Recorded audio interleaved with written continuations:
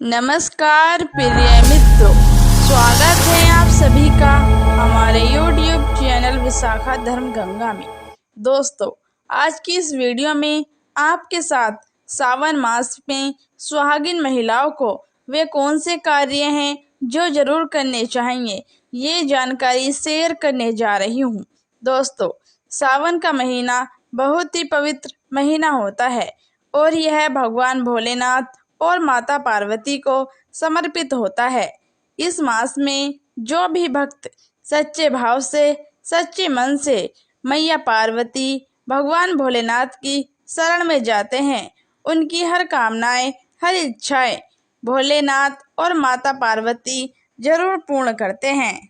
दोस्तों, सुहागिन महिलाओं के लिए सावन का महीना बहुत ही ज़्यादा खास होता है और जैसे कि हम सभी जानते हैं, सावन सोमवार व्रत जिसका महत्व रखता है, उतना ही माता पार्वती के नमित माता मंगला गौरी का व्रत हम सावन मास में करते हैं। उन्हें प्रसन्न करने के लिए अपने जीवन में हमेशा सौभाग्य बना रहे, ऐसी कामना से सुहागन महिलाएं मंगला गौरी का व्रत सावन मास में जरूर करती हैं। सावन मास में माता पार्वती की उपासना से आपके जीवन में सुख सौभाग्य बना रहता है, पति की उन्नति, तरक्की, उनकी आयु दीर्घायु होती है, संतान सुख की प्राप्ति होती है, घर में सुख समृद्धि बना रहता है। तो दोस्तों, सावन मास में सभी भगवान भोलेनाथ, माता पार्वती की शरण में रहते हैं, लेकिन सुहागिन महिलाओं के लिए कुछ ऐसे कार्य हैं जो पति की उन्नति, तरक्की के लिए उन्हें जरूर करने चाहिए। दोस्तों, अब मैं आपको यह बताऊंगी कि सबसे पहले श्रावण मास में सुहागिन महिलाओं को क्या करना चाहिए। श्रावण मास में भोलेनाथ की पूजा आराधना के साथ साथ माता पार्वती की पूजा आपको हर रोज करनी चाहिए।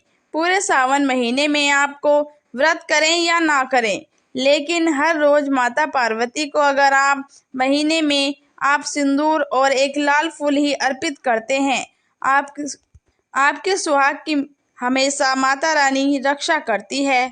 किसी भी प्रकार की अगर पति के स्वास्थ्य संबंधी समस्याएं हैं तो आपको यह कार्य जरूर करना चाहिए। माता को एक लाल फूल अर्पित करें, रोजाना गुड़हल का फूल हो तो बहुत अच्छा है, और लाल सिंदूर रोज माता को अर्पित करें और फिर अपनी मांग में भी जरूर भरें। यह कार्य आपको करना ही करना चाहिए। दोस्तों, सभी के लिए हैं।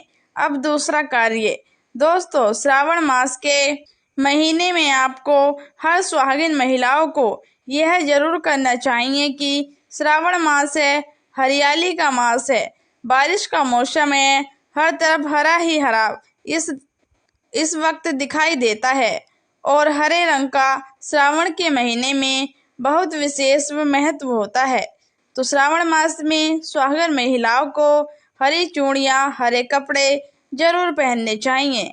ऐसा करने से माता पार्वती, भगवान भोलेनाथ बहुत प्रसन्न होते हैं उन पर और उन्हें सदा सौभाग्यवती रहने का आशीर्वाद देते हैं, उनके पति की दीर्घायु रहने का आशीर्वाद देते हैं। इसीलिए आपको सावन के महीने में हरे रंग का उपयोग जरूर करना चाहिए। चूड़ियों में, कपड़ों में जरूर करें। तीसरा कार्य, दोस्तों, श्रावण के महीने में किसी भी सुहागिन महिलाओं को गला कभी खाली नहीं रखना चाहिए। खास तौर पर सुहागिन महिलाओं को सावन के महीने में मंगलसूत्र धारण करना चाहिए। आपके पास यदि मंगलसूत्र अभी उपलब्ध नहीं है तो आप चैन पहन सकते हैं, लेकिन सावन माह में गला सुहागिन महिलाओं को बिल्कुल भी खाली नहीं रखना चाहिए और मंगलसूत्र हो तो आपको मंगलसूत्र ही पहनना चाहिए। खास बात का ध्यान रखें कि मंगलसूत्र कहीं से भी टूटा हुआ या कटा हुआ नहीं होना चाहिए।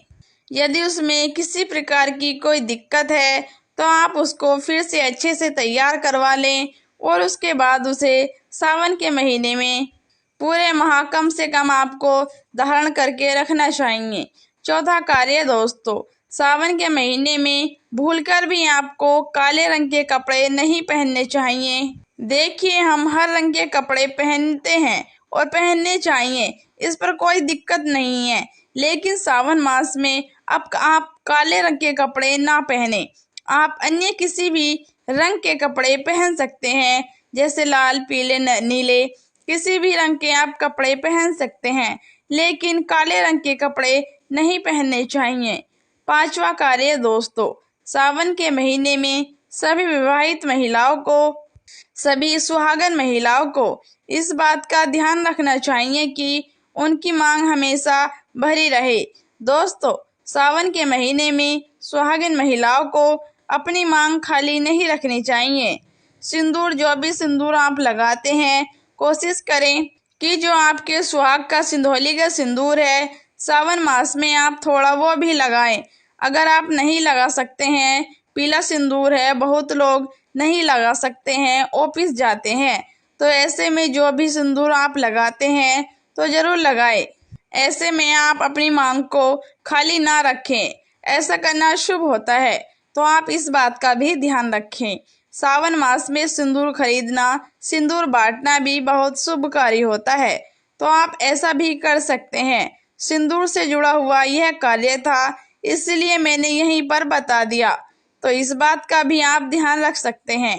अब दोस्तों, छठी बात, सावन मास में सुहागिन महिलाओं को तो वैसे तो 16 श्रृंगार बहुत ज्यादा शुभकारी होता है, क्योंकि करना चाहिए सुहागिन महिलाओं को खास मौकों पर, लेकिन अगर पूरे मास में नहीं कर सकते तो ऐसे में श्रावण के महीने में जैसे मैंने बताया, मंगलसूत्र, सिंदूर, इनका ध्यान रखें। वस्त्र के रंग का ध्यान रखें। आप जो भी कपड़े पहनते हो तो काले रंग के ना पहने। उसी प्रकार से आपको अपने पैरों में बिछिया और पायल हमेशा रखनी चाहिए, जो बहुत ही शुभकारी होती है। उसमें जो घुंघरू होते हैं, उनकी आवाज से ऐसा माना जाता है कि माता लक्ष्मी प्रसन्न होती है और माता पार्वती प्रसन्न होती है और स्वयं आपके घर पर आती है, आपके पति को आशीर्वाद देती है। तो ऐसा श्रावण मास में आपको जरूर करना चाहिए।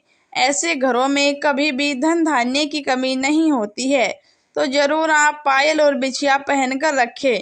सातवीं चीज, सावन के महीने में सुहाग, जैसे मैंने बताया कि सुहाग की सामग्री को खरीदना बहुत शुभकारी होता है। आप अपने लिए जितना हो सके सुहाग की सामग्री खरीदे और दान करें, जिनको भी आप दे सकते हैं, अपने घर परिवार के लोगों को, किसी भी अन्य जरूरतमंदों को, बाहर के लोगों को भी सुहाग की सामग्री, सिंदूर, चूड़ियां या फिर बिंदी भी आप दे सकते हैं। आठवीं चीज दोस्तों, आपको बहुत ध्यान रखना है और लगभग सभी महिलाएं ऐसा करती ही हैं। सावन के महीने में मेहंदी, सावन के महीने में हर विवाहित महिलाओं को और कुंवारी कन्या भी लगा सकती हैं। हाथों पर मेहंदी जरूर लगानी चाहिए, ऐसा करना बहुत शुभ माना जाता है। माता पार्वती का आशीर्वाद प्राप्त होता है। लेकिन ऐसी सभी चीजें सुहाग की निशानियां होती हैं, जो सावन मास में माता पार्वती की पूजा आराधना के साथ साथ अगर हम इन कार्यों को करते हैं, इससे माता हम पर प्रसन्न होती है और हमें मनचाहा आशीर्वाद देती है। तो आपको ये 8 कार्य हैं, जो बहुत ही छोटे छोटे हैं, बहुत सरल है, आसानी से आप कर सकते हैं। तो दोस्तों, ये थी कुछ जानकारी। यदि आपको ये जानकारी पसंद आई हो तो वीडियो को लाइक करें, और यदि आप चैनल पर पहली बार आए हैं तो चैनल को सब्सक्राइब जरूर करें और कमेंट बॉक्स में लिखें ओम नमः शिवाय।